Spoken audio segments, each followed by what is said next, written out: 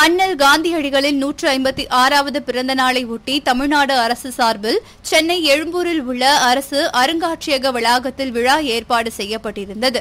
இந்நிகழ்ச்சியில் கலந்து கொண்ட முதலமைச்சர் மு.க.ஸ்டாலின் அருங்காட்சியக வளாகத்தில் உள்ள காந்தியின் சிலை முன்பு வைக்கப்பட்டிருந்த அவரது திருவுருவ படத்துக்கு மலர் தூவி மரியாதை செலுத்தினார்.